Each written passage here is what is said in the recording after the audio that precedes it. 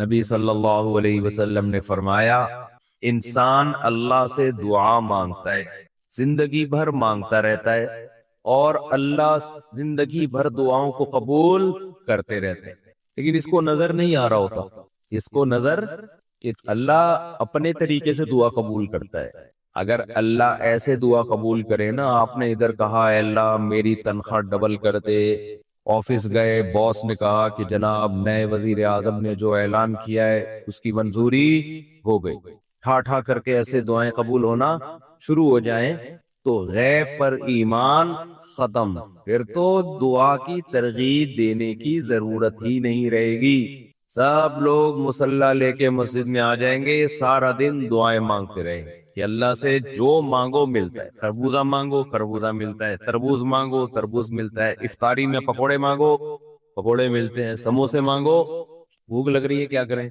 سموسے ملتے ہیں، جو مانگو وہ ملتا ہے۔ دعائیں تو لازمی قبول ہوتی ہیں، لیکن انداز وہ ہوتا ہے جو اللہ کرتے ہیں، اللہ کہتے ہیں میں اپنے طریقے سے کروں گا۔ اب اس کی بڑی لمبی چوڑی تفصیل ہے کہ کیسے قبول ہوتی ہے۔ بعض دفعہ جو چیز مانگ رہے ہیں اللہ وہی دے دیتا ہے آپ کو، بعض دفعہ اس کا متبادل دے دیتا ہے، آلٹرنیٹ دے دیتا ہے، بعض دفعہ نہ آلٹرنیٹ دیتا ہے نہ وہ چیز دیتا ہے، کوئی مصیبت آنے والی ہوتی ہے اس دعا کی برکت سے اس مصیبت کو ٹال دیتا ہے۔ آپ اپنے بیٹے کے لیے بچی کے لیے دعا مانگ رہے ہیں اس کو ٹھیک کر دے، وہ ٹھیک نہیں ہوئی لیکن دوسری نے بیمار ہونا تھا، اللہ نے اس سے وبا کو ٹال دیا۔ تو جن کا غیب پر ایمان ہوتا ہے وہ تو مانگتے ہیں اللہ سے، مانگتے ہیں۔ بتایا بھائی یہ ہو نہیں سکتا کہ جس خدا نے کہا ہے کہ میرے سامنے ہاتھ اٹھاؤ، حدیث میں آتا ہے اللہ میں اتنی غیرت ہے کہ جب کوئی اللہ کے سامنے ہاتھ اٹھا کے مانگتا ہے تو اللہ کو خالی ہاتھ لوٹاتے ہوئے حیا آتی ہے۔ بڑے سیٹ کے پاس کوئی بھکاری جائے اور پیسے مانگے اور وہ اس کو دھتکار دے تو بھکاری کہے گا نا یار نام تو بڑا سنا تھا آپ کا، بڑے سخی ہو۔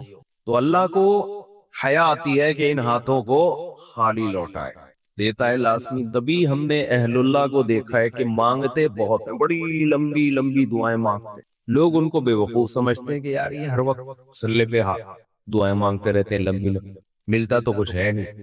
انہیں پتا ہے کہ یہ بہت ملتا ہے اللہ سے مانگنے سے، لیکن اللہ کا انداز ایسا ہوتا ہے کہ صرف وہ مانگے جن کو غیب پر یقین ہے۔ یعقوب علیہ السلام ساری زندگی مانگتے رہے اللہ تعالیٰ سے، اس مانگنے کا بدلہ کیا ملا ہے؟ دوسرا بیٹا بھی اللہ نے چھین لیا۔ عجیب بات ہے یا نہیں؟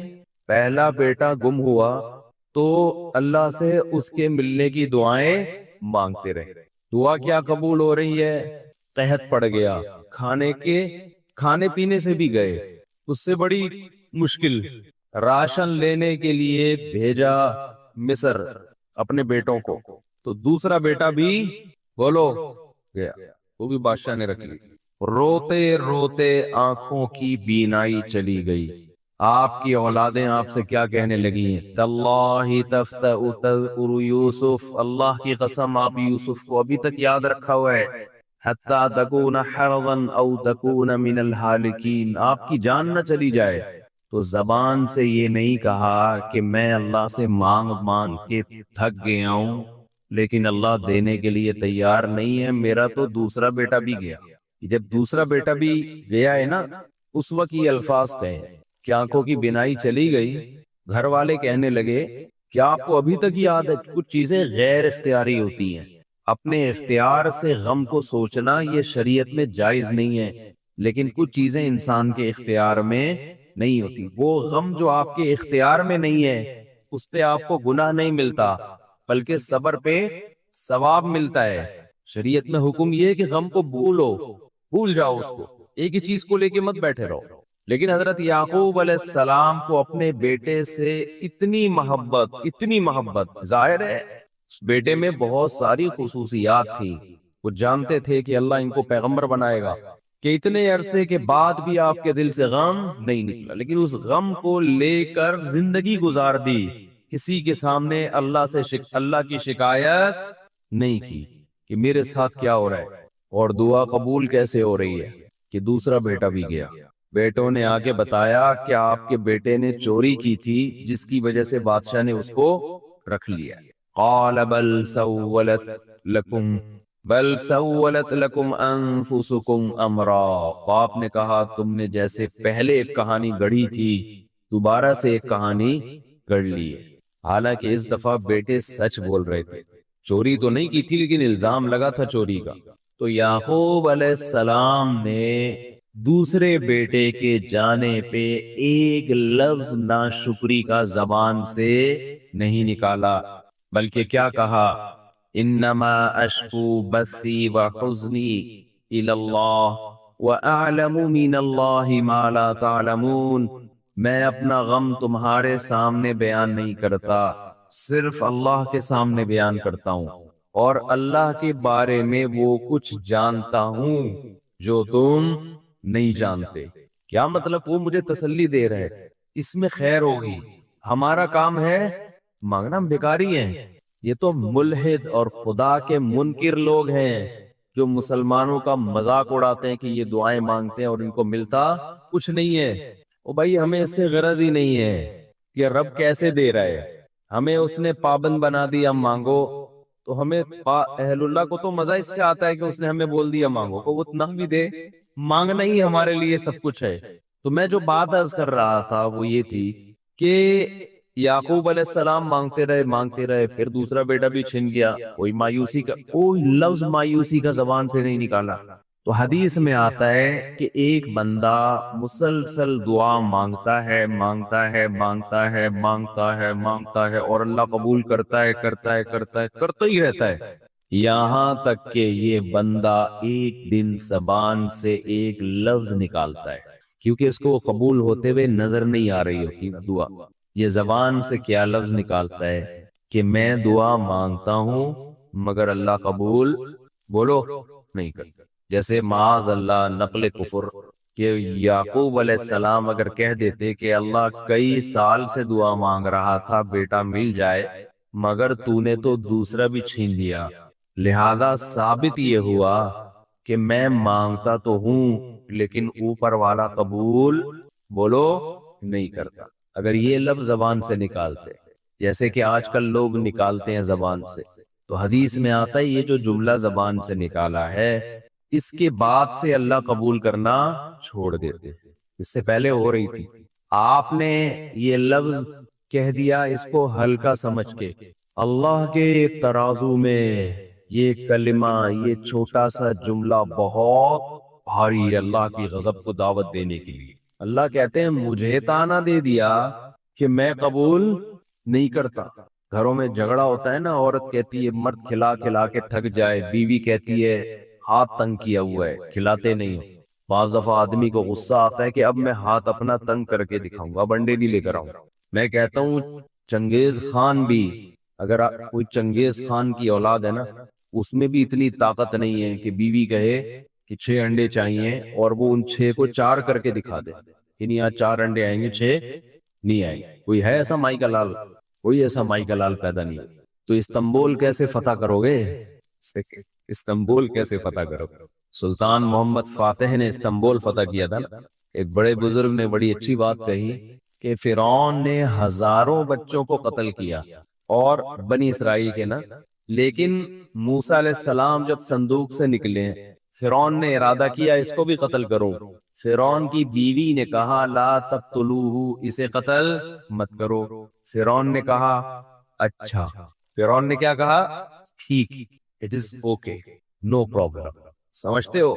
تو یہ ہمارے لیے بڑی تسلی کی بات ہے، یہ ہمارے لیے بڑی تسلی کی بات کہ جب فرعون جیسا آدمی گھر میں فرعون نہیں تھا تو ہم اور آپ کس کھیت کی مولی ہیں یار؟ چلتے رہو جیسے زندگی گزار رہے ہو، جتنے انڈے کہے ہیں اتنے لے آیا۔ خیر، میں یہ عرض کر رہا تھا کہ بعض گناہوں کو انسان ہلکا سمجھتا ہے، بعض لفظوں کو انسان ہلکا سمجھتا ہے، اللہ کی نظر میں وہ لفظ بھی بہت بھاری ہوتے ہیں، وہ گناہ بھی بہت بھاری ہوتے ہیں۔ رہا تھا کہ there are 3 types of، ابھی تک تو 2 types چل رہی تھی نا، اب 3 ہو گئی ہیں۔ ایک تو وہ مسلمان ہیں جن کو سرے سے آخرت کی فکر ہے ہی نہیں، لیکن چونکہ ہیں مسلمان، آخرت پر ایمان ہے، تو جمعہ پڑھنے آ جاتے ہیں۔ عید میں بھی نہا دھو لیتے ہیں, بقرعید میں بھی قربانی یا تو کر لیتے ہیں یا گوشت کھا لیتے ہیں. ایک وہ مسلمان ہیں جو مکمل گناہوں سے اپنے آپ کو بچاتے ہیں. تیسرے وہ مسلمان ہیں جو گناہوں سے بچنے کی کوشش کرتے ہیں لیکن ان سے پھر بھی گناہ ہو جاتے ہیں. وآخرون اعترفوا بذنوبهم خلطوا عملا صالحا وآخر سیئا. اللہ نے ایسے مسلمانوں کا بھی ذکر کیا قرآن میں کہ کچھ ایسے ہیں جو اپنے گناہوں کا اعتراف کرتے ہیں, انہوں نے اچھائیوں کو نیکیوں کے ساتھ ملایا ہوا ہے, لیکن ان کو فکر ہے کہ یہ چھوڑنے ہیں, کیونکہ ان کا اصل ہدف کیا ہے؟ آخرت. سوال پیدا ہوتا ہے جب ان کا اصل ہدف آخرت ہے, منزل ان کی آخرت ہے, تو پھر ان سے گناہ ہوتا کیوں ہے؟ گناہ بعض دفعہ اس لیے بھی ہو جاتا ہے کہ آپ اپنی عادت سے مجبور ہو چکے ہوتے ہیں, ہتھیار ڈال دیتا ہے انسان. دیکھو ایک بیمار آدمی چاہتا ہے نا کہ میری صحت اچھی ہو, صحت پر تو ہر ایک کا ایمان ہے نا, لیکن عادت پڑ گئی ہے چرس پینے کی, اس کو پتہ ہے کہ نقصان ہے. ہیروئن پینے کی عادت پڑ گئی, وہ دیکھ رہا ہے کہ میرے ساتھ میرے دوست جتنے بیٹھتے تھے ہیروئن پی پی کے سارے اس دنیا سے بولو چلے گئے, تو اب اگلا نمبر اس کو پتا ہوتا ہے میرا ہے, لیکن پھر بھی پی رہا ہے. کیوں پیتا ہے؟ اس لیے کہ جب نشہ چڑھتا ہے تو اس کے لیے اپنے آپ کو برداشت کرنا, روکنا بہت مشکل, اتنا کانفیڈنس نہیں ہوتا اس میں, اتنی قوت برداشت نہیں ہوتی. تو اس طرح کے جو گناہگار ہیں یہ صرف چرسی اور ہیروئنچیوں میں نہیں ملیں گے آپ کو, یہ ان لوگوں میں بھی ملیں گے جو مادی نشہ نہیں کرتے, کیونکہ نشہ صرف چرس اور ہیروئن کا نہیں ہوتا, بہت ساری چیزوں کی عادت پڑ جاتی ہے. یہ جو جہیز کی لعنت ہے نا, نشہ ہی تو ہے. کلچر کو نشہ ہو گیا اس کا. کلچر نے من حیث الکلچر یہ سٹا لگانا, جہیز کا سٹا لگانا شروع کر دیا ہے. لہذا اب کہیں شادی میں جہیز نہ ہو تو پورے خاندان کو ایسا لگ رہا ہوتا ہے جیسے کسی چرسی کو چرس نہیں ملی, ہیروئنچی کو ہیروئن نہیں ملی, تو پورے خاندان کو ایسا عجیب سا فیل ہو رہا ہوتا ہے کہ یار یہ کیا ہو رہا ہے, کس قسم کی شادی ہو رہی ہے. یہ بھی نشہ ہے, چڑھ گیا دماغ پہ. اور بھی بہت سے نشہ ہیں, آپ نے جو قسم نہ توڑنے کی قسم اٹھائی ہوئی ہے وہ بھی ایک نشہ ہے نا. نہیں جاؤں گا, بس اب اشاروں میں بات چلے گی. خواتین بیان سنتی ہیں, وہ سارا مجمع بھاگ گیا ہمارا. یہاں آتی تھی 2-4 رہ گئی ہیں, بس 2-4 خواتین رہ گئی, باقی ساری بھاگ گئی ہیں. تو من حیث القوم بھی کچھ عادتیں پختہ ہو جاتی ہیں, وہ پھر قوم کی باڈی کی ریکوائرمنٹ بن جاتی ہیں. یعنی قوم من حیث القوم یہ 4 ہی ہوتی ہے, بس یہ تو ہونا چاہیے. بعض قبائلی علاقوں میں یہ دستور ہے کہ ذرا سا بیگم پہ شک ہوا, ٹھا گولی سے اس کو اڑا دیا. ایک صاحب مجھے بتا رہے تھے کسی قبیلے کا واقعہ, کسی خاتون کو کسی آدمی کے ساتھ دیکھا, جان سے مار دیا. میں نے کہا یہ تو صحیح نہیں ہے, ثبوت کیا ہے کہ اس نے بدکاری کی نہیں کی. تو وہ کہنے لگے بھائی ہماری رسم ہے, ہمارے ایسا ہوتا ہے. اب وہ رسم چھڑوا نہیں سکتا کوئی بھی ان سے, قومی رسم بن چکی ہے. یعنی اب آپ چھڑوانے کی کوشش کرو, آپ دنیا چھوڑ دو گے, رسم نہیں چھوٹے گی الا ماشاء اللہ. تو ایسے ہی باڈی کو بھی کچھ چیزوں کی عادت پڑ جاتی ہے. فحش فلمیں دیکھنے کی عادت پڑ جاتی ہے نوجوانوں کو, اور اپنی خواہشات کو حرام طریقے سے پورے کرنے کی عادت پڑ جاتی ہے. گالیاں دینے کی عادت پڑ جاتی ہے, بات بات پہ زبان پہ کیا آ رہی ہے؟ گالی آ رہی ہے. گٹکوں کی عادت پڑ جاتی ہے, پتہ ہے نقصان دہ ہے. دیکھو جو اسلام آپ کو دن میں درجنوں دفعہ مسواک کرنے کا حکم دے رہا ہو, وہ گٹکا آپ کے منہ میں برداشت کرے گا جو وہ مذہب؟ نبی صلی اللہ علیہ وسلم صبح اٹھتے ہی مسواک, ہر نماز میں مسواک, اتنا دانتوں کو صاف رکھ رہے ہیں. تو چلو آپ مسواک نہیں کرتے, اسلام کے حکم کو چھوڑ دیا, یا برش نہیں کرتے, دانت صاف نہیں کرتے, اسلام کے حکم کو چھوڑ دیا. حکم کے اپوزٹ تو نہ چلو نا. آپ نے تو حکم چھوڑا بھی کہ دانت صاف نہیں کر رہے, اوپر سے گندا کرنے کا پورا انتظام. اور گندا بھی ایسا نہیں کہ چلو کوئی روٹیوں یا گوشت پھنسا ہوا ہے, گند گٹکے کے مریضوں کے آپ منہ دیکھا کرو اپنی ذمہ داری پہ. ایسا نہ ہو آپ کہیں کہ مجھ سے آپ نے مشورہ دیا تو ہم دیکھ رہے ہیں. کیسا گند معذرت کے ساتھ کوئی گٹکے کی مریض بیٹھے ہوئے, بھائی معذرت جی نہیں, وہ کہیں گے ہم اپنے خلاف تھوڑی سننے کے لیے آئے ہیں, احتیاطاً. تو کس قدر گند بھرا ہوا ہوتا ہے منہ کے اندر. تو یہ اسلام برداشت کرے گا اس گندگی کو جو آپ کو بار بار السواک والتعطر من سنن الانبیاء. رسول اللہ صلی اللہ علیہ وسلم نے فرمایا مسواک یعنی دانتوں کو صاف رکھنا اور خوشبو کا استعمال یہ پیغمبروں کی سنت ہے. سارے پیغمبروں میں یہ چیز کامن تھی. آدم علیہ السلام سے لے کے محمد صلی اللہ علیہ وسلم تک جتنے پیغمبر آئے ہیں سب کے دانت چمکتے تھے, ہر وقت صاف رہتے تھے, اور سب کی جسم سے خوشبو آتی تھی. गुटके वाला इस पैगंबरों की इन सुन्नतों के बिल्कुल अपोजिट चलता है कि नहीं चलता? बिल्कुल उल्टा चल रहा है वो। लेकिन आप बोलो नहीं छूटेगा भाई, आदत पड़ गई है, नमाज छोड़ने की आदत पड़ गई है। हमारे एक दोस्त थे, हम जहां रहा करते थे ना, तो नमाज पढ़ने के लिए हम जब मस्जिद में आते तो हमारे एक दोस्त थे, उनकी हमेशा फजर में एक रकत निकलती थी, हमेशा। हम उनसे कहते थे यार चलो कभी हो गया, रोज आना ही आपकी एक रकत निकली भी होती है। उन्होंने कहा क्या करूं यार, मैं बस जब भी पहुंचता हूं ये होता है वो होता है, वो ये हो जाता है वो हो जाता है, और कुछ ना कुछ हो ही जाता है। हमने कहा चलो नमाज जब 5 मिनट आगे होगी तो आपको मजीद 5 मिनट का टाइम मिल जाएगा, मजीद 5 मिनट का टाइम मिल जाएगा। तो चलो अभी गर्मियों में नमाज जरा जल्दी हो रही है तो रात को देर से सोते होगे, सुबह उठते उठते कोई मसला होता होगा, तावील करता है ना इंसान। दूसरे के बारे में तो अच्छी तावील ही करनी चाहिए ना, अपने बारे में इंसान बदगुमान हो, दूसरे के बारे में अच्छा गुमान रखते। तो हम अच्छा गुमान रखते थे, मुझसे कहते थे कोई बात नहीं। अब नमाज जब 5, 10, 15 मिनट आगे होगी तो अब आपको टाइम ज्यादा मिल जाएगा। 5 मिनट भी आगे हो गई तो एक रकत तो मिल जाएगी ना मजीद। लेकिन हम देखते थे नमाज 5 मिनट आगे, वो भी 5 मिनट आगे उसी हिसाब से। नमाज 20 मिनट आगे तो वो भी 20 मिनट आ गया। और मेरा ख्याल है 15 साल मैंने उनको इसी हालत में देखा है, हमेशा एक रकत उनकी निकल रही है। ये भी नशा है, चरस और हीरोइन की तरह, टाइम पे ना पहुंचने का नशा। चलो गनीमत है पढ़ रहे थे, ये भी बड़ी बात है। लेकिन मैं उनसे कहता था जब जो नहीं पढ़ रहा उस पर तो इतराज नहीं होता, इसलिए कि वो तो सुस्त है एक नंबर का ना, काहिल है, उसने तो पढ़नी नहीं है। लेकिन आपने कुर्बानी तो दे दी ना, नींद कुर्बान हो गई, वुजू कर लिया, मस्जिद की तरफ आ गए, सर्दी गर्मी का ख्याल नहीं किया। तो जब ये इतनी टेंशन लेनी है ही तो यार 5 मिनट पहले आ जाओ। लेकिन लत पड़ जाती है इंसान को, हकीकत बता रहा हूं मैं। आपने देखा होगा मस्जिदों में सफ़े अव्वल के नमाजी वो सफ़े अव्वल ही के होते हैं, वो हमेशा आते हैं पहले। दूसरी सफ के नमाजी पूरे साल दूसरी, तीसरी के नमाजी पूरे साल तीसरी में होते हैं, ये होता है। तो ज्यादातर जो गुनाह होते हैं या जो बुराइयां मुआशरे में फैली हुई हैं, उन लोगों की जो आखिरत पर ईमान भी रखते हैं, आखिरत को बनाना भी चाहते हैं, उनके ज्यादातर मसाइल ये हैं कि उनको किसी न किसी बुराई की लत पड़ चुकी होती है, आदत पड़ चुकी होती है, और वो उसको छोड़ने में सीरियस नहीं होते, और वो बस एक उजर करते हैं यार हमें क्या हो गई है, आदत हो गई है, हमसे नहीं छूटती। जिसको जमात छोड़ने की आदत हो जाए वो जमात से नहीं पढ़ता, जिसको नमाजें कज़ा करने की आदत हो जाए उसके लिए नमाज पढ़ना वबाले जान है। कह रहे कैसे पढ़े, उठे कैसे। हमारे हजरत मुफ्ती रशीद अहमद साहब की खानका में एक साहब आए। पहले तो लोग बुजुर्गों के पास जाके अपनी इस्लाह करवाते थे, उनसे फजर में उठा नहीं जाता था, और थे भी डॉक्टर। हजरत को खत लिखा कि मुझसे नहीं उठा जाता, मेरी नींद बहुत गहरी है, कुछ भी हो जाए मैं नहीं उठ सकता फजर में। तो आ गए खानका में, हजरत ने फरमाया ठीक है सो जाएं आप, सुबह देखते हैं। तो नहीं उठे सुबह, 4 आदमियों के जिम्मे लगाया इनको उठाओ, लेकिन वो ऐसी नींद, भाई नहीं उठा, भाई नहीं उठ सकता, मैं नहीं उठ सकता भाई, बहुत सख्त नींद आ रही। तो 2-4 दफा हजरत ने ट्राई किया, देखा कि ये तमीज से समझ में इनके बात नहीं आ रही। तो हजरत के जिन्नात की ठुकाई वाले वाकयात भी उन्होंने पढ़े हुए थे। एक जिन किसी तालिब इल्म पे आ गया था, तो वो तालिब इल्म बहुत सारी जगहों पर गया, यानी उसके घर वाले लेकर गए, वो जिन उतर के नहीं दे रहा था ना, और जिन का कहना यह था मैं बांग्लादेश से आया हूँ, इसको बांग्लादेश लेके जाऊंगा मैं। ठीक।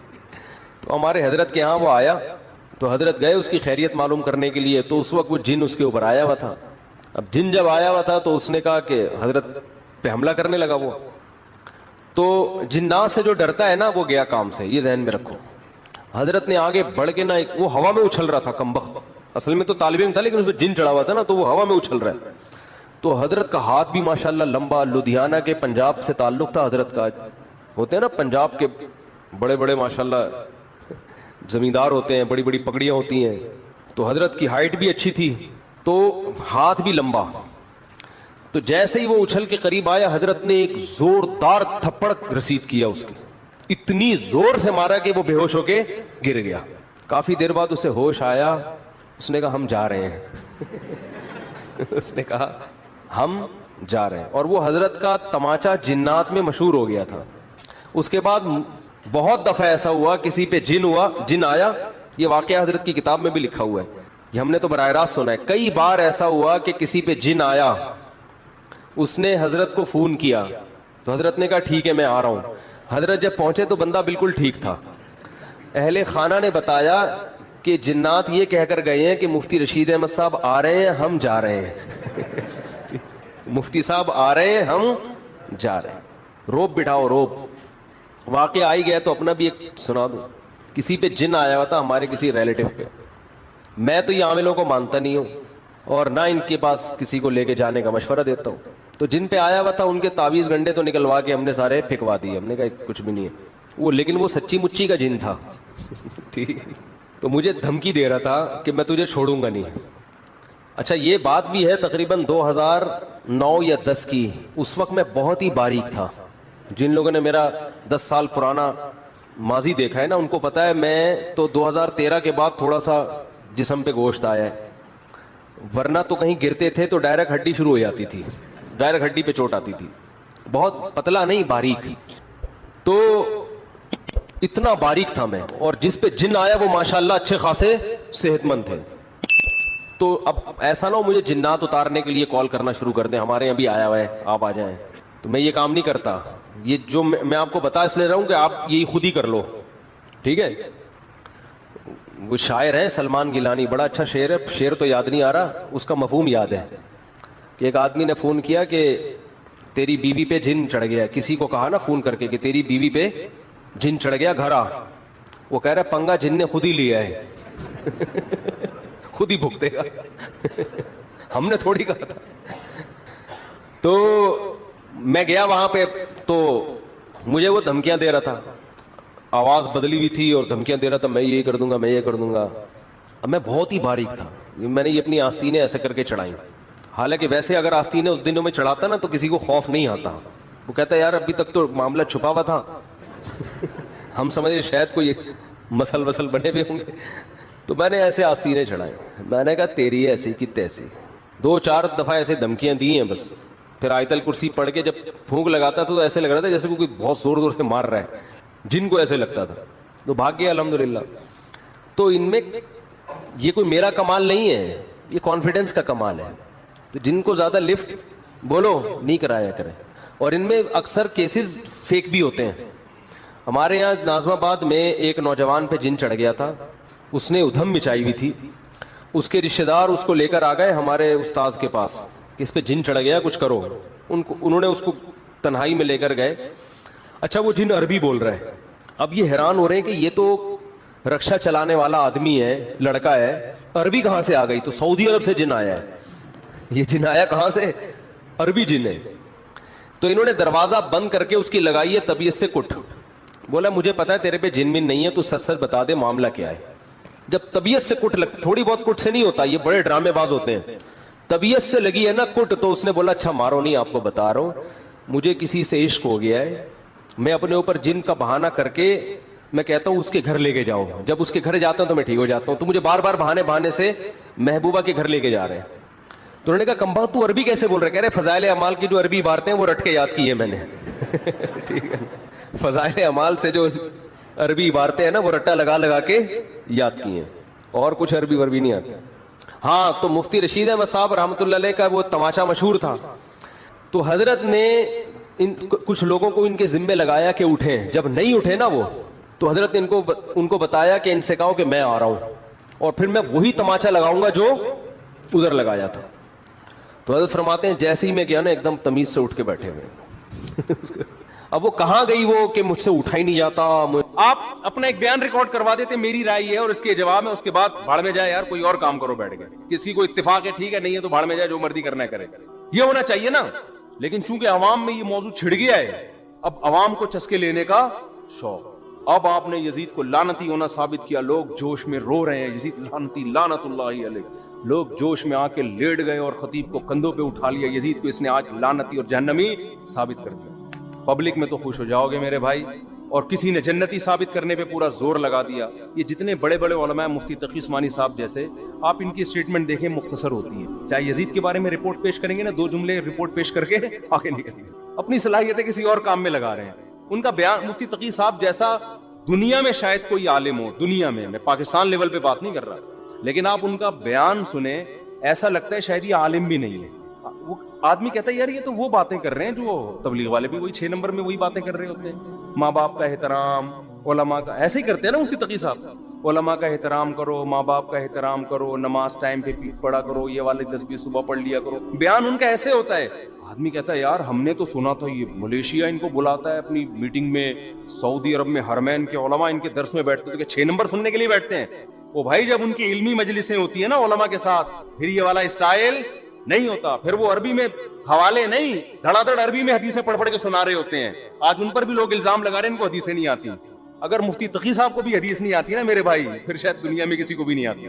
उनकी हदीस की तकमिलतु फतहिल मुल्हिम उनकी सही है मुस्लिम की अरबी शरह है, उठा के देखो दिमाग की चूल्हे हिल जाएंगी आपकी। सही है मुस्लिम की अरबी में उन्होंने शरह लिखी है तकमिलतु फतहुल मुल्हिम, तकमिलतु फतहिल मुल्हिम। फतहुल मुल्हिम थी अल्लामा शबीर अहमद उस्मानी की, उनके इंतकाल हो गया तो फिर उन्होंने मुकम्मल की उसको। तो वो अरबी में सही मुस्लिम की बेहतरीन शरह है।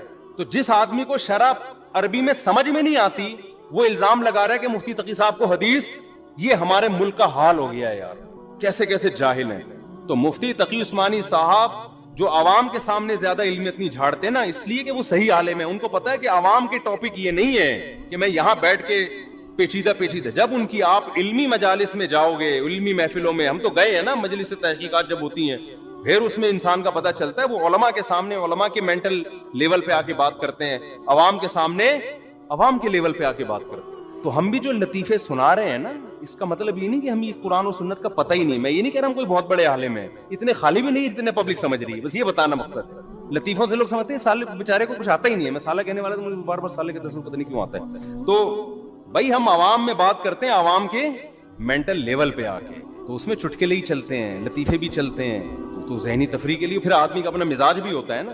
तो खैर कहां से कहां बात चली गई। मैं वो जिक्र की बात कर रहा था कि यहां तो ऐन मंजिल है थकन से चूर हो जाना। हजरत मुफ्ती तकी साहब के शेर की वजाहत कर रहा था मैं कि अल्लाह की राह में, अल्लाह की मोहब्बत में टाइम वेस्ट करना ही क्या है, और थक जाना ही मंजिल है। अल्लाह यही तो चाहता है मुझे पाने के लिए थक जाओ, तो बस थक जाओ तो आखिरत में मिल जाऊंगा। दुनिया में तो नहीं मिलता मैं किसी को, तो आखिरत में मिल जाऊंगा मैं तुम्हें। तो उसमें मैं बता रहा था कि जिक्र को आज हमारे पढ़े लिखे तबके ने, कोई बच्चा अगर सुबह बैठ के 100 दफा तस्बीह पढ़ रहा हो, अब्बा पीछे से आके थप्पड़ लगाएगा, मगर टाइम वेस्ट कर रहा है, तुझे अंडे लेने के लिए भेजा था मैंने भाई, तू कुछ पढ़ ले।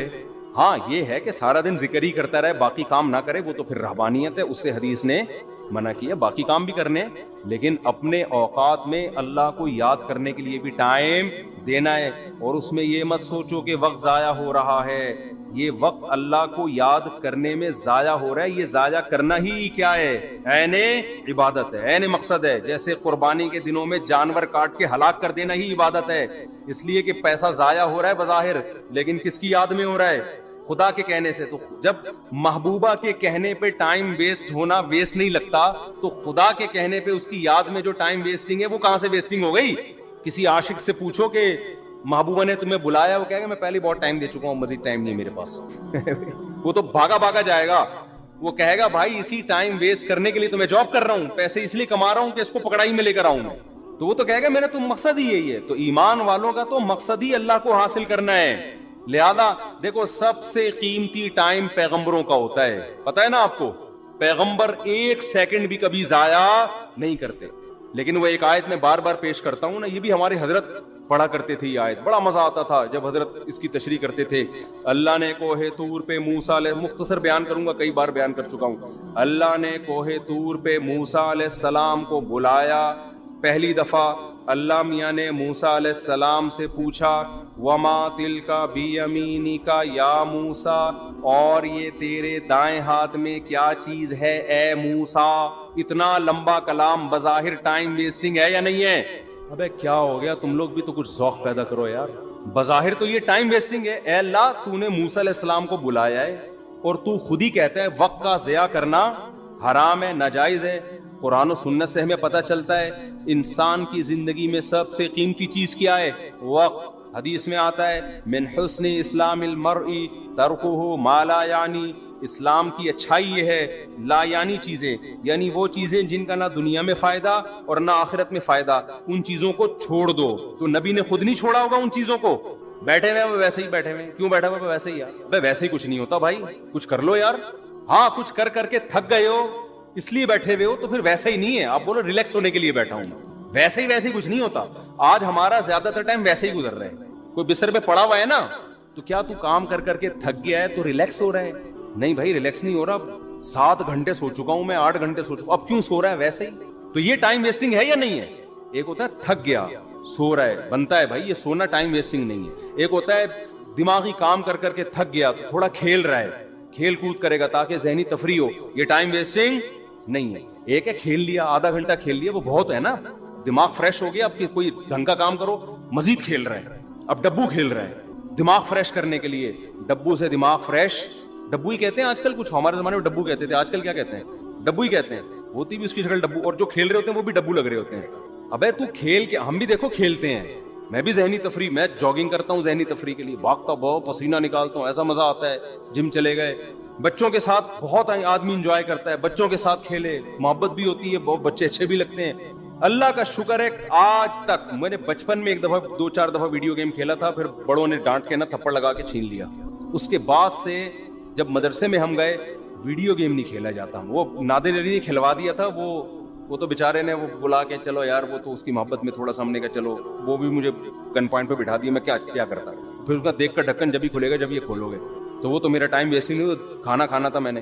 لیکن نارملی اس قدر مجھے یہ چیز زہر لگتی ہے کہ یار آپ باقاعدہ ارادہ کر کے ٹائم ضائع کر رہے ہو, جبکہ آپ کو پتا ہے کہ یہ ٹائم قیامت تک میری زندگی میں دوبارہ نہیں ملے گا. کیسے کھیل رہے ہوتے ہیں ویڈیو گیم یار, کیسے کھیل رہے ہو, 1-1 گھنٹہ لگے ہوئے اسکور بنا کے, کیا مل رہا ہے تمہیں اسکور بنا کے؟ پیسے بھی مل رہے ہو نا تو آدمی کہے یار چلو ٹھیک ہے. اول تو اس میں جو پیسے مل رہے ہوتے ہیں وہ جوا ہوتا ہے, وہ تو ویسے ہی حرام ہے. لیکن پیسے کمانے کے لیے بھی وہ کام کرو نا جس میں قوم کو فائدہ ہو. یہ پیسے ایسے ہیں جیسے گٹکا بیچ کے پیسے مل رہے ہیں, آپ کو پیسہ تو مل رہا ہے لیکن قوم کو کیا دے رہے ہو, گٹکے دے رہے ہو. تو پیسہ آپ کو گیم کھیل کے اگر جیتنے پہ مل بھی رہا ہے تو ٹائم کوئی اس سے کوئی کچھ فائدہ تو نہیں ہو رہا نا. ایسا کام کرو آپ اس کا معاوضہ لوگوں سے دو, اس کے بدلے میں لوگوں کو بھی کچھ آپ دو. جیسے ڈاکٹر ہے, صحت دیتا ہے, بدلے میں پیسے لیتا ہے. لیکچرار ہے, وہ 1 گھنٹے کا لیکچر دے گا, لوگوں کو نالج دے گا, اس کے بدلے میں پیسے لے گا.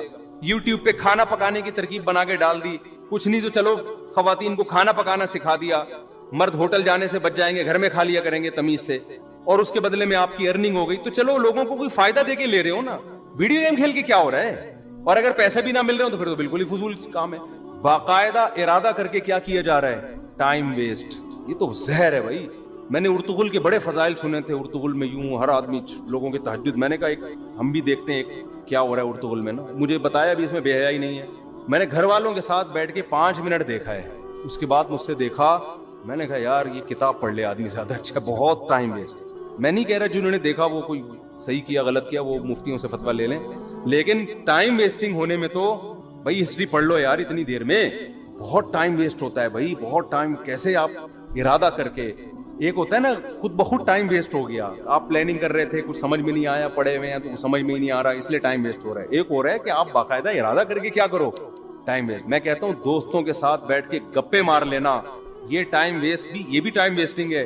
اس میں پھر بھی کچھ نہ کچھ نالج مل جاتی ہے آدمی کو, گپ شپ میں ہی پتہ چل جاتا ہے, کچھ سیاسی تبصرے پتہ چل جاتے ہیں, کچھ اور معلوماتی گپیں جب لگ رہی ہوتی ہیں 2-4 کام کی باتیں بھی آ جاتی ہیں اس میں. ارے ابے تبے لڑکے لونڈے لپاڑے بیٹھے ہوتے ہیں نا گٹر کے ڈھکن پہ, ٹائم تو وہ بھی ویسٹ کر رہے ہیں, اس میں بھی کچھ نہ کچھ معاشرے کا ہی پتہ چل جاتا ہے نا, پبلک اس کی کون کی بھاگ کے کہاں گئی ہے, ٹھیک ہے نا. تو یہ ویسے تو غلط نالج ہے, لیکن اس سے یہ تو پتہ چلتا ہے معاشرے میں کیا ہو رہا ہے, بھاگ رہے ہیں لوگ, نہیں بھاگ رہے, یعنی ایک مثال دے رہا ہوں. تو کچھ معاشرے کی, سوسائٹی کی نالج ہوتی ہے, انسان کو سوسائٹی کو گائیڈ کرنے میں آسانی ہو جاتی ہے, کیونکہ جو گٹر کے ڈھکن پہ نہیں بیٹھے گا اس کو کیا پتا کہ ہو کیا رہا ہے. سمجھ رہے ہو. آج ایک مولانا صاحب نے مجھے کہا کہ یہ شرن جائز نہیں. میں نے کہا کیوں کہہ رہے اس میں عورتوں سے مشابہت. میں نے کہا کہاں سے مشابہت ہے, پورا ناظم آباد میں ایسے بال رکھے ہوئے, وہ کوئی لمبے بالوں پہ اعتراض کر رہے تھے کہ عورتوں سے مشابہت. میں نے کہا بھائی مرد بہت زیادہ بڑے لمبے بال رکھتے ہیں, آپ کون سی دنیا میں رہتے ہو. ایک مولانا صاحب مجھے کہنے لگے کہ اس پہ فتویٰ دیں کہ محبت کی شادی جائز نہیں ہے. میں نے کہا کیوں کہہ رہے ہیں یہ ناکام ہوتی ہے. میں نے کہا حضرت آپ پتہ نہیں کس دنیا میں ہیں. ونس اپون اے ٹائم کہ ماں باپ پکڑ کے شادی کر دیا کرتے تھے, اب شادیاں 99% محبت ہی کی ہو رہی ہیں. یہ فتویٰ مارکیٹ میں چلنے والا, وہ پہلے ہوتا تھا کہ بچہ جب سے پیدا ہوا نظر جھکی ہوئی ہے اس کی, اس نے دیکھا ہی نہیں کسی کو. ابا نے کہا کہ وہاں تیری شادی کر رہا ہوں میں, بچہ شرم سے بھاگ گیا. لڑکے کی بات کر رہا ہوں, لڑکیوں میں تو اور شرم ہوتی تھی, شرم سے بھاگ گیا. اس کو تو محبت تھی نہیں نا, ابا نے شادی کرا دی اور کامیاب لائف گزار. میں نے کہا یہ ونس اپون اے ٹائم, اب سیٹنگوں سے ہو رہی ہے. اگر آپ شادیوں کو ہی غلط قرار دے دو گے تو لوگ کہیں گے یار محبت کا ایک رزلٹ صحیح نکل رہا تھا شادی, وہ رزلٹ بھی مفتی صاحب نے کیا کر دیا, حرام. تو خالی محبتیں رہ جائیں گی, شادی مارکیٹ سے کیا ہوگی؟ تو ہم نہیں کہہ رہے محبتیں کریں پہلے, لیکن ایک مثال ہے کہ اس محبت کا ایک شادی کی صورت میں اچھا رزلٹ نکل رہا تھا. اب وہ رزلٹ پہ آپ پابندی لگا رہے ہو, محبتوں پہ کسی کا باپ بھی پابندی نہیں لگا سکتا اس زمانے میں. سمجھ میں آ رہی ہے بات؟ وہ اتنی ہو رہی ہیں, کو ایجوکیشن سسٹم ہے, وہاں لڑکی آپ کے ساتھ بیٹھی ہوئی ہے, یہ جتنی بھی نظر جھکائے پڑ جاتی ہے نا انسان کی, پھر پسند آئے گی. تو اسلام نے بھی راستہ دیا بھائی تو شادی کر لے. تو جب انسان بالکل ہی بند کمرے میں بیٹھ کے بات کرتا ہے نا, تو وہ گٹر کے ڈھکن پہ بیٹھے گا تو پتا چلے گا نا کہ بند کمرے سوسائٹی میں ساری شادیاں کیسی ہو رہی ہیں. ہم تو بیٹھے ہیں, پہلے بیٹھتے تھے اب نہیں بیٹھتے. تو گٹر کے ڈھکنوں پہ بیٹھے گا تو پتا چلے گا سوسائٹی میں. وہ پھر مثال دیتا ہوں نا یار, بڑا بےحودہ سا لطیفہ ہے, لیکن کیا کریں یار. وہ ابا نے بچے سے پوچھا, بیٹا پتا ہے علامہ اقبال کون تھے؟ بیٹے نے کہا نہیں پتا. یار اچھا لیاقت علی خان کا پتا ہے؟ کہنے نہیں. کم بخت اسکول جاؤ تو پتا چلے نا. بیٹے نے ابا سے کہا, ابا آپ کو پتا ہے وسیم صاحب کون ہے؟ نہیں بیٹا. ستار کا پتا ہے؟ ابا گھر پہ رہو تو پتا چلے نا. سمجھ آ رہی ہے؟ تو جو جہاں رہتا ہے اس کو وہاں کے حالات, بولو رہو گے سوسائٹی میں. تو میں کہتا ہوں جو دوست احباب تختوں پہ بیٹھ کے گپے لگاتے ہیں غلط ہے, میں اس کو پروموٹ نہیں کر رہا, اس کا بھی ایک لمٹ ہوگی. لگائیں گپے ایک لمٹ, لیکن پھر بھی یار اس میں کچھ نہ کچھ فائدہ ہوتا ہے. ویڈیو گیم میں تو کچھ بھی فائدہ نہیں ہے. تو دوستوں کے ساتھ گپے لگا لیا کرو, تفریح ہو جاتی ہے, ہوا خوری ہو جاتی ہے.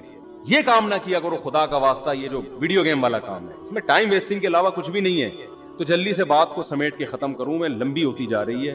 تو میں یہ عرض کر رہا تھا کہ حضرت موسیٰ علیہ السلام کو نا, جب میں یہ عرض کر رہا تھا اسلام میں وقت کی حفاظت کی بہت زیادہ ویلیو ہے. تو وقت کا تقاضا یہ ہے, وقت کی حفاظت کا تقاضا یہ ہے کہ بات جب کی جائے تو ٹو دا پوائنٹ کی جائے. یہی تقاضا ہے نا. اب کوئی ڈاکٹر صاحب کے پاس جائے, اس کو فیور ہے, اور گھنٹہ لگا دے بتانے کے لیے کہ فیور ہے, ڈاکٹر کہے گا بھائی تو میرا ٹائم کیوں ویسٹ کر رہا ہے, مختصر ڈاکٹر کہے گا نا. لیکن کمال ہے, موسیٰ علیہ السلام جب اللہ کے پاس گئے ہیں تو اللہ میاں موسیٰ علیہ السلام سے پوچھ رہے ہیں کہ اور یہ کیا ہے آپ کے دائیں ہاتھ میں اے موسیٰ. بظاہر یہ بھی ٹائم ویسٹنگ ہے یا نہیں بھائی؟ یہ پہلی بات تو اے اللہ تو سیدھا سیدھا کام بتا, موسیٰ کو کرنا کیا ہے؟ فرعون کے پاس جانا ہے, بھیج دے, یہ معجزہ دکھا دے, بس جاؤ. بھائی سوال پوچھنے کی ضرورت کیا ہے؟ تجھے پتا ہے نا لاٹھی ہے, اور اگر پوچھنا ہے تو ماں ہاذا, یہ کیا ہے, یہ پوچھ لے. کتنا لمبا کلام. اور یہ تیرے دائیں ہاتھ میں کیا چیز ہے اے موسیٰ. موسیٰ علیہ السلام تو پیغمبر تھے, ٹائم ویسٹ بالکل بھی نہیں کرتے تھے. حضرت موسیٰ کو ٹائم بچاتے ہوئے, تاکہ میں جو اپنا ہدف ہے فرعون کے پاس جانا اس کو فوکس کروں. میں اس ہدف, ٹائم جتنا ضائع ہوگا, یہاں بظاہر ضائع ہو رہا ہے ٹائم, تو اتنا جواب دیتے لاٹھی. یہی جواب دینا. میں آپ سے پوچھتا ہوں, اور یہ آپ کے کھوپڑی پہ کیا رکھا ہوا ہے, کیا نام ہے آپ کا؟ عبد الرحمان بھائی. آپ کہیں گے ٹوپی, یہی کہیں گے نا آپ؟ یہ نہیں کہیں گے یہ میرے سر پہ ٹوپی ہے, یہ تو نہیں کہیں گے. تو موسیٰ علیہ السلام نے ٹائم بچانے کی کوشش نہیں کی. موسیٰ علیہ السلام نے اس سے بھی لمبا جواب دیا. قال ہی عصایا, موسیٰ نے کہا یہ میری لاٹھی ہے. اللہ نے یہ نہیں پوچھا تھا کس کی لاٹھی ہے, اللہ نے پوچھا تھا اور یہ تیرے دائیں ہاتھ میں کیا چیز ہے اے موسیٰ. حالانکہ اے موسیٰ کہنے کی بھی ضرورت نہیں ہے, بات موسیٰ سے ہی ہو رہی ہے. اتنا لمبا کلام, اور موسیٰ جواب میں اس سے بھی لمبا کلام, یہ میری لاٹھی ہے. اللہ کو غصہ نہیں آیا. بھائی میں نے صرف جو ٹو دا پوائنٹ بات کرو, میں نے پوچھا یہ کیا ہے, میں نے یہ نہیں پوچھا کس کی ہے.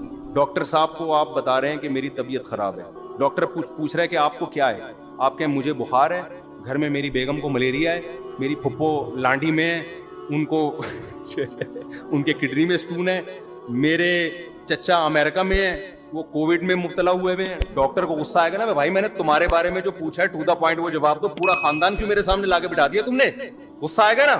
لیکن جب آئے گا جب ڈاکٹر کو آپ سے محبت نہیں ہوگی. تو ایک انسانوں کی محبت ہوتی ہے جو مردار ہے, جو ختم ہونے والی ہے. دنیا میں کتنے لیلا مجنون آئے, آج قبر میں کیڑے ان کو کھا رہے ہیں. کہیں کا وہ مجنون نے کوشش کی کہ لیلا کی قبر میں جا کے وزٹ کر کے آؤں, وہ سب سڑ گئے, مر گئے. اور ایک محبت کس سے ہوتی ہے بھائی؟ اللہ سے ہوتی ہے. پت میں لمبا کلام کر رہے ہیں, یہاں ٹائم ویسٹ کرنا ہی کیا ہے مقصود ہے. اور موسیٰ علیہ السلام کی محبت کو شے آ گئی, اور کہہ رہے ہیں ہیا عصایا, یہ میری لاٹھی ہے, اتوکئ علیہا. اب کوئی لبرل آدمی بیٹھا ہوا ہوتا, سائنٹسٹ وہاں پہ پڑھا لکھا, وہ ٹائم کیلکولیٹ کر رہا ہوتا, اتنی دیر میں موسیٰ علیہ السلام اتنی چیزیں ایجاد کر سکتے تھے قوم کی خدمت, اتنے غریبوں کو کھانا کھلا سکتے تھے. تو یہ کیسے نبی ہے معاذ اللہ ہے بھائی؟ یہ کیا قوم کے قائد بنیں گے, یہ کیا قیادت کریں گے, یہ لوگوں کو ٹائم بچانے کی ترغیب کیسے دیں گے؟ ان سے تو سوال پوچھا گیا یہ کیا ہے, جواب میں پوری رپورٹ پیش کر دی انہوں نے, اتنا لمبا کلام. لیکن موسیٰ کے سامنے کوئی لبرل ایسی بات کرے تو موسیٰ علیہ السلام کہیں گے کمبخت تیرے دل میں اس خدا کی محبت نہیں ہے, ذرا اس رب کی محبت کی چنگاری پیدا کر لے تو بھی تو ایسے ہی ٹائم ویسٹ کرے گا. اور یہ